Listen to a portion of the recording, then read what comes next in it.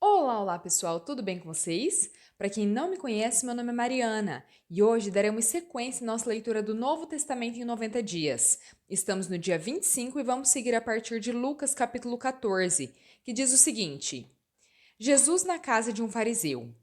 Certo sábado, entrando Jesus para comer na casa de um fariseu importante, observavam-no atentamente. À frente dele estava um homem doente com o corpo inchado. Jesus perguntou aos fariseus e aos peritos da lei: é permitido ou não curar no sábado? Eles, porém, ficaram em silêncio. Assim, tomando o homem pela mão, Jesus o curou e o mandou embora. Então ele lhes respondeu: se um de vocês tiver um filho ou um boi, e este cair em um poço no dia de sábado, não irá tirá-lo imediatamente? Eles nada puderam responder. Quando notou como os convidados escolhiam os lugares de honra à mesa, Jesus lhes contou esta parábola. Quando alguém o convidar para um banquete de casamento, não ocupe o lugar de honra, pois pode ser que tenha sido convidado alguém de maior honra do que você. Se for assim, aquele que convidou os dois virá e dirá: deu lugar a este. Então, humilhado, você precisará ocupar o lugar menos importante. Quando, porém, você for convidado, ocupe o lugar menos importante, de forma que, quando vier aquele que o convidou, diga: amigo, passe para um lugar mais importante. Então, você será honrado na presença de todos os convidados, pois todo aquele que se exalta será humilhado, e todo aquele que se humilha será exaltado. Então, Jesus disse ao que o havia convidado: quando você der um banquete ou jantar, não convide os seus amigos, irmãos ou parentes, nem os seus vizinhos ricos. Se o fizer, eles poderão também, por sua vez, convidá-lo, e assim você será recompensado. Quando, porém, der um banquete, convide os pobres, os aleijados, os mancos e os cegos.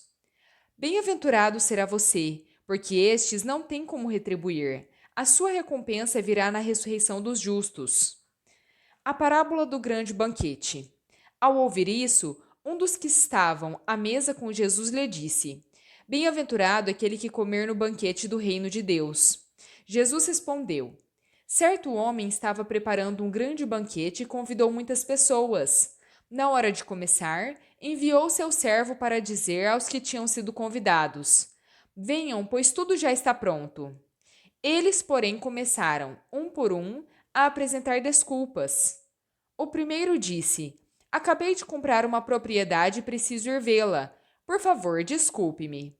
Outro disse: acabei de comprar 5 juntas de bois e vou experimentá-las. Por favor, desculpe-me. Ainda outro disse: acabo de me casar, por isso não posso ir. O servo voltou e relatou tudo isso ao seu senhor.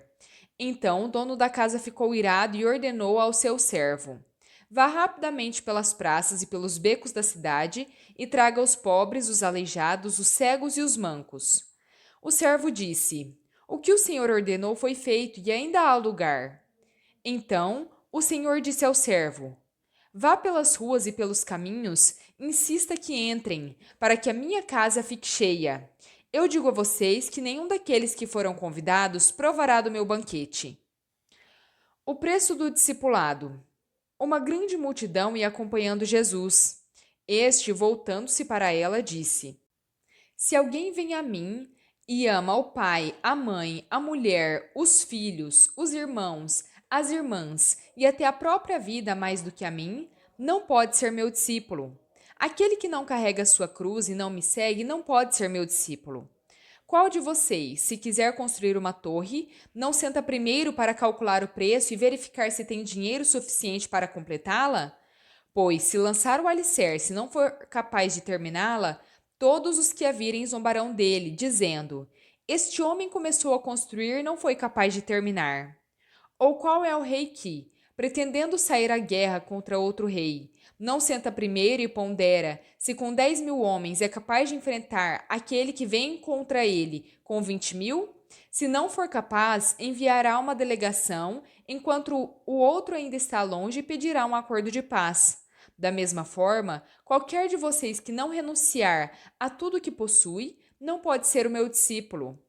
O sal é bom, mas se perder o sabor, como restaurá-lo? Não serve nem para o solo nem para adubo, é jogado fora. Aquele que tem ouvidos para ouvir, ouça. Lucas, capítulo 15. A parábola da ovelha perdida. Todos os publicanos e pecadores se aproximaram de Jesus para ouvi-lo. Contudo, os fariseus e os mestres da lei o criticavam. Este homem recebe pecadores e come com eles. Então Jesus lhes contou esta parábola. Qual de vocês que, possuindo 100 ovelhas e perdendo uma, não deixa as 99 no campo e vai atrás da ovelha perdida até encontrá-la? E, quando a encontra, coloca alegremente nos ombros e vai para casa?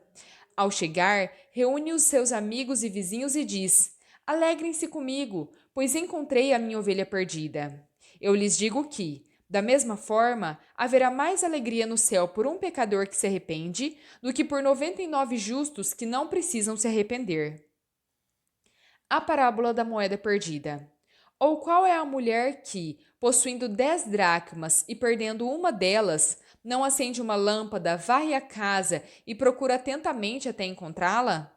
Esta, quando a encontra, reúne as amigas e vizinhas e diz: Alegrem-se comigo, pois encontrei a minha moeda perdida. Eu digo que, da mesma forma, há alegria na presença dos anjos de Deus por um pecador que se arrepende. Parábola do filho perdido. Jesus continuou: Um homem tinha 2 filhos. O mais novo disse ao pai: Pai, quero a minha parte da herança. Assim, o pai repartiu a propriedade entre eles. Não muito tempo depois, o filho mais novo reuniu tudo que tinha, foi para uma região distante e lá desperdiçou os seus bens, vivendo desenfreadamente. Depois de ter gastado tudo, houve uma grande fome em toda aquela região e ele começou a passar necessidade. Por isso, foi empregar-se com um dos cidadãos da região, que o mandou para o seu campo a fim de cuidar de porcos. Ele desejava alimentar-se com as vagens de alfarrobeira que os porcos comiam, mas ninguém lhe dava nada. Caindo em si, disse: Quantos empregados do meu pai têm comida com fartura e eu aqui morrendo de fome? Vou me levantar, voltar para o meu pai e dizer a ele: Pai, pequei contra o céu e contra ti. Já não sou digno de ser chamado teu filho.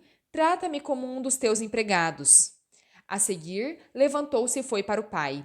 Ele ainda estava longe quando o pai o viu, o qual, movido por compaixão, correu, abraçou fortemente e ternamente o beijou. O filho lhe disse: Pai, pequei contra o céu e contra ti. Não sou mais digno de ser chamado teu filho.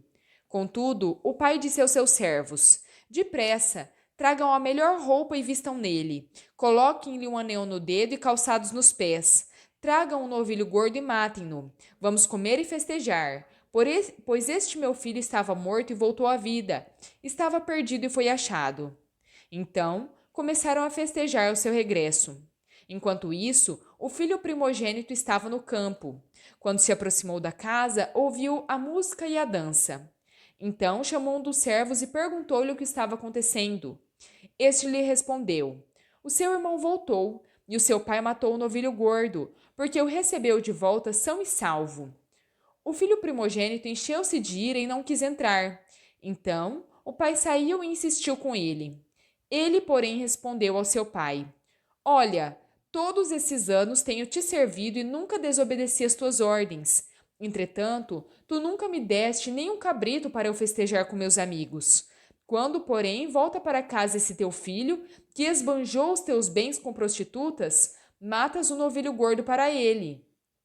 O pai disse: Meu filho, você está sempre comigo, e tudo o que eu tenho é seu. No entanto, tínhamos que festejar a volta desse seu irmão e alegrar-nos, porque ele estava morto e voltou à vida, estava perdido e foi achado.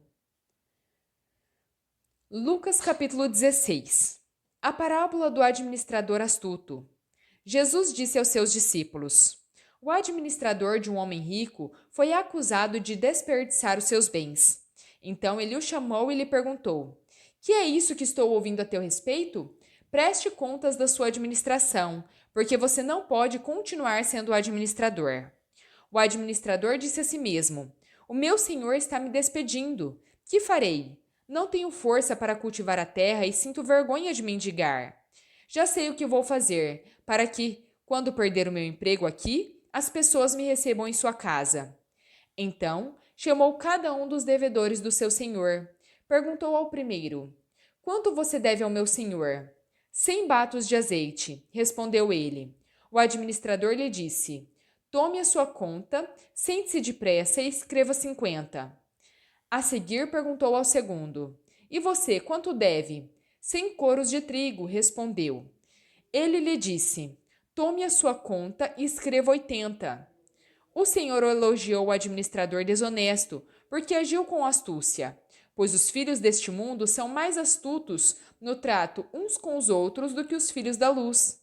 Por isso eu digo: usem a riqueza deste mundo ímpio para ganhar amigos, de forma que, quando ela acabar, estes o recebam na morada eterna. Quem é fiel no pouco, também é fiel no muito, e quem é injusto no pouco, também é injusto no muito. Assim, se vocês não forem fiéis para lidar com as riquezas injustas, quem confiará as verdadeiras riquezas a vocês? E se vocês não forem dignos de confiança em relação ao que é dos outros, quem lhes dará o que é de vocês? Nenhum servo pode servir a dois senhores, pois odiará um e amará o outro, ou se dedicará a um e desprezará o outro. Vocês não podem servir a Deus e ao dinheiro. Os fariseus, que amavam o dinheiro, ouviam tudo isso e zombavam de Jesus. Ele lhes disse: Vocês são os que se justificam aos olhos dos homens, mas Deus conhece o coração de vocês. Aquilo que tem muito valor entre os homens é detestável aos olhos de Deus. Outros ensinamentos. A lei e os profetas profetizaram até João. Desde então, o reino de Deus tem sido pregado, e todos tentam entrar nele forçosamente. É mais fácil os céus e a terra desaparecerem do que cair da lei o menor traço. Todo aquele que se divorciar da sua mulher e se casar com outra comete adultério, e o homem que se casar com a divorciada comete adultério. O rico e Lázaro. Havia um homem rico que se vestia de púrpura e de linho fino e vivia nos luxos todos os dias. Diante do seu portão fora deixado um mendigo, chamado Lázaro, coberto de chagas, que ansiava comer o que caía da mesa do rico. Até os cães vinham lamber as suas feridas. Chegou o dia em que o mendigo morreu, e os anjos o levaram para junto de Abraão. O rico também morreu e foi sepultado. No Hades, onde estava sendo atormentado, ele olhou para cima e viu Abraão de longe, com Lázaro ao seu lado. Então chamou-o: Pai Abraão, tem misericórdia de mim e manda que Lázaro molhe a ponta do dedo na água e refresque a minha língua, porque estou sofrendo muito neste fogo.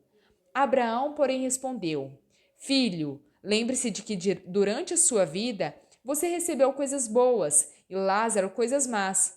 Agora, porém, ele é consolado e você é atormentado.